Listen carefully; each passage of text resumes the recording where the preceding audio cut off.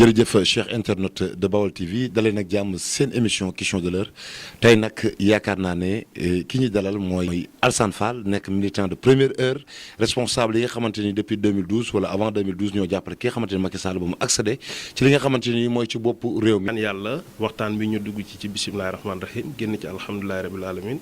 te lépp lu ci génn aussi nekk njëriñ lépp lu ci rëcc aussi xëñ na ñu jéggal ma ko xam ne sama xir la rek. moo ko waral mais du pour peut-être blesser nit wala offenser kenn. jërëjëf mbokk yi comme ni ngeen ko waxee yaakaar naa ne ki ñu dalal mooy Alassane Fall Alassane fi mu ne nii ni nga ko waxee ñoo ngi ci période préélectorale waaye li nga xamante ni mooy jongante bi li ci des daanaka bëreetul dara te seen mbir dikk bu neexee li nga xamante ni mooy campagne yi ci lay ubbi waaye ñu gis ne maanaam fi mu ne réew mi commencé naa bëri coow te campagne commencé gul ñu gis na tamit ki nga xamante ni mooy njiitum réew mi di président Macky Sall ki nga xamante ni mooy seen leader yéen waa ba APR indi fii ay marron du feu loolu nan ko mën a jàngatee. waaw loolu jàpp naa ne d'abord pëccëxoo bi ngay wax au niveau c'est à tous les niveaux parce que am na ci loo xamante ne man jàpp naa ko ne par expérience que depuis 2012 yàlla def na ne 2012 bi ñuy monté suñ comité électoral fii Diourbel toujours dama koy wax mairie bu Diourbel lañ ko monté on faisait moins de 40 personnes rapidement ñaari responsable yi fi nekkoon waxtaan juboo ñu mettre en place benn bureau continuer dem ci liggéey bi. amutoon xëccoo amutoon pëccëxoo amutoon dara jël na pouvoir bi donc suñ candidat yàlla defal na ko ci ndam donc toll nañ foo xamante ne tey jii ñëpp a ngi ñëw bokk alhamdulilah rabbil alamin loolu sant la parce que parti bi aussi loolu day wane ne mu ngi màgg donc màggaay boobu nag moo waral kenn ku nekk boo ñëw aussi ñëw yi dafay wute ñun par exemple ba ñu engagé wu en 2012 di xeex déjà y avait rien. moo tax peut-être xeex bi peut-être gënoon a yomb ci ñun parce que y avait pas vraiment beaucoup de bousculade mais léegi nag nga xamante ne xëj na nous sommes au pouvoir affaire yaa ngi kii ñu bëri jàpp nañ ne buñ ñëwee buuxante xëccoo peut-être danañ mën a am dara. ko leneen li par rapport au marron du feu xam nga nit ñi dañoo mën a exagérer parce que en fait depuis les temps du parti socialiste Abdou Diouf bi mu fi nekkee amoon na lu ñuy wax ay comité de vigilance. yoo xam ne créé woon nañ ko yoo xamante ne en plus de la sécurité bi nga xamante ne ni état moo ko war a assurer chaque candidat kenn ku ci nekk da ngay wut renfort bu gën a am doole parce que peut-être état ak candidat yi ni ñuy toll mënuñu à chaque fois ñuy envoyer ay donc sécurité bu doy. donc Wade le président Wade créé woon na lu ñuy wax ay calon bleu yi ñëpp xam nañ leen. finalement am na ñoo xam ne sa recruter na leen dans la fonction publique def ñi ay policiers ñi def leneen ak leneen mooy ñi nga xamante ne dañ doon assurer sa sécurité à tous les niveaux fu mu daan dem ñoo koy ànd. donc bu ñu nee les marrons du feu c'est pas parce que dañuy bëgg a créer comme ni ñu koy waxee milice non loin s'en faut peut-être le terme moo bi approprié wut fi ñu ko employé parce que nekkuñu nit ñoo xam ne dañ leen a jël di leen fay xaalis. pour ne nañ fuqati lii wala nañ deflee wala nañ def créer anarchie wala doon ay hors la loi di bëgg ku ñu défendre non ay brigade de vigilance man bu ma doon tuddee noonu laa leen di tuddee. li ci xaw a doy waar ci mbir moomu yëpp yaakaar naa ne Sénégal toll na ci réew moo xamante ni yaakaar naa ne sécurité bi bëri nañ fi ay services yoo xamante ni war nañoo mën a yor kaaraange ki nga xamante ni mooy président bi. mais vraiment loolu c'est vrai mais boo xoolee élection présidentielle candidat bu ne. état moo la assurer sa sécurité du président de la république la ñu la assurer sécurité am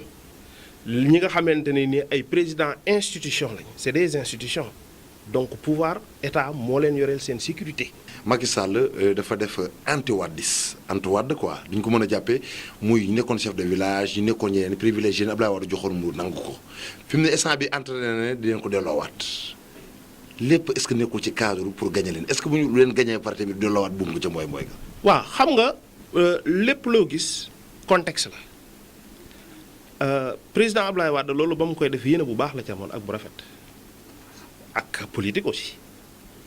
mais toutefois contexte ba mu ko defee pour man contexte boobu moo baaxutoon. parce que non laisse-moi terminer parce que en fait en 2012 man moment boobu j'étais dans la brousse maa ngi woon ci àll bi doon jàngale mais boobu. àll bi am na leneen lu ñu gënoon a soxla lu dul oto yooyu et d'ailleurs oto yooyu yu ci bëri dañoo créé woon ay problème comment. parce que dañ daan jël benn oto ànd ko ci arrondissement dégg nga benn oto pour 3 villages finalement sous-préfet bi day jël oto bi gaare ko ne léegi chef de village boo am sa carburant bopp ñëwal def ci wut chauffeur bu la dawal nga dem boo paree nga ñëw delloo si waat comme ba mu andi woon ay querelle moi j'en suis témoin parce que boobu maa ngi ci àll bi donc l'un dans l'autre le président Macky Sall bu demee ba jugé waat nécessaire retourner waat leen yooyu c'est parce que xam na ne peut-être contexte bi fii ñu tollu tey peut-être boo demee bay jël lu tollook ay 250 000 familles di leen jox ay bourses familiales boobu loolu amutoon donc kon jël ab salaire u 40 000 50 000 francs jox ko un chef de village je crois que loolu ça ne doit pas poser problème lépp ci volet social bu président bi loolu pour man ci loolu laa koy inscrire donc pour man contexte yi ñoo bokkut. bu ñëwee léegi ci wàllum pëccxoo bi ay njiit réew yoo xamante ni ñoo lay jiite fu ñu dem jàppante xuloo duñu ànd mukk. parti au pouvoir la intérêt yi kenn ku ci nekk yaa ngi bëgg a positionné wu ca man d'accorduma ci loolu parce que ce que j'ai toujours dit man doo ma fekkee fu ñu xulooyee doo ma fekkee fu ñuy xeexee parce que dama jàpp ne xeex ba ma doon xeex man xeex naa ko depuis 2012 bañ jël pouvoir bi foofu laa ci pare lépp lu ci des xam nga mooy lan accompagner le président Macky Sall pour mu réussir sa mission ñi ci des nag c'est des problèmes de positionnement damay ñëw nekk président comité électoral pour que ñu may tudd wala di ma dékk micro wala renseignements généraux yi ne ah président de la république kat di mooy président comité électoral mais ñun ñi ko doonoon en 2012 qu'est-ce que ça nous a rapporté absolument rien donc kon ñi fiy nekk di reyante tey di xëccoo c'est parce qu'ils n'ont absolument rien compris tey ba ci léegi ci wàllum comité électoral yooyu ngay wax nga xamante ne ni instant bi c'est tout un problème au niveau de Diourbel et dans les autres villes Diourbel yow lan nga jàpp fi mu ne instant bi est-ce que tey jii loolu dana may doole ki nga xamante ni mooy Macky Sall fu ñu dem rek chaque jour waa ndajeem présidentiel fu ñu dajee rek chaque jour ñu dégg ci xeex ak i dóorante est-ce que loolu rafet na ci image yu Njaaréem. non c'est quelque chose que moi je déplore rafetul jekkut jaaduwut ca képp kuy wax sa bopp responsable bëgg président bëgg réussite président war nga ko éviter war ngaa wax aussi say nit ñu moytu loolu parce que loolu vraiment du lu rafet te président santu leen ko de dem leen waxtaan juboo ñu war a jiitu ñu ci topp ci ngeen liggéey yéen ñëpp maa ngi leen di bàyyi xel affaire bi nag il faut que nit ñi gëm ne wërsëg la ku ci sa wërsëg nekk da nga ko am ku ci sa wërsëg nekkut bay boo ngay wax bay génn ci biir télé yi nit ñi di jàkkaarloog yow mais la nga ca warta ab doo ko ci am man c'est ça ma philosophie et ma position donc am na ci loo xam ne nag peut-être comme élection présidentielle la benn candidat fi ne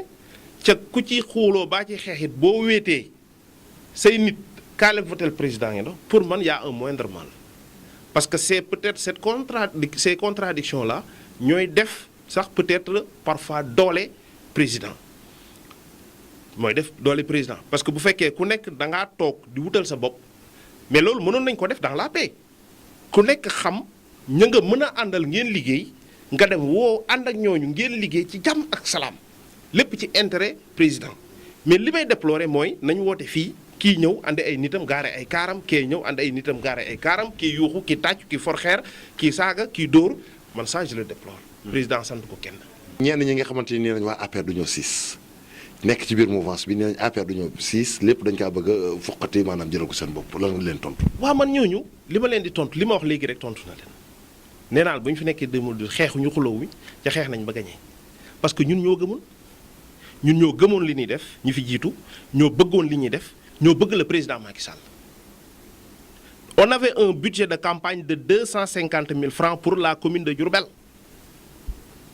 bi ñu demee deuxième tour la ñuy joxaat 250 000 xaw ma 500 000 donc c'était pas des problèmes de moyens c'était pas des problèmes de positionnement c'est parce que dafa amoon benn ay principes yu ñu doon défendre ànd ceeg président gëm ko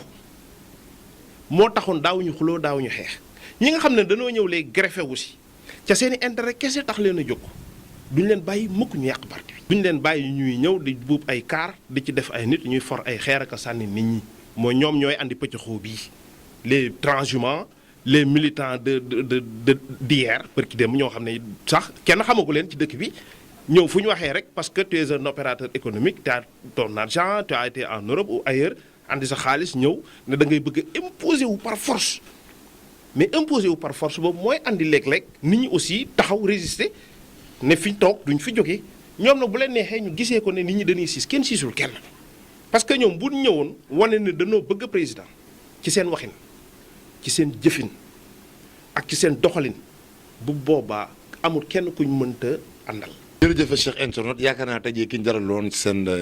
biir studio Baol Times mooy monsieur Alassane Fall nekk responsable APR yàgg nag ànd ak Macky Sall uti naa ñi nga xamante ne dañoo transhumé ak ñi nga xamante ni dañoo dab maanaam dañoo jël le train en marche noonu lay demee seen émission question de l'heure waaye tamit di leen annoncé waale seen revue de la campagne bu neexee yàlla parce que campagne bi ubbee rek bu neexee yàlla da ngeen ko am nañ dem xoolal leen meeting yi xool la fay xew xool ba xam moom li muy wax ba xam Macky mën na jàll premier tour wala mënut a jàll premier tour dana leer jërëjëf di leen jox doon daje ci beneen numéro jaa ngeen jëf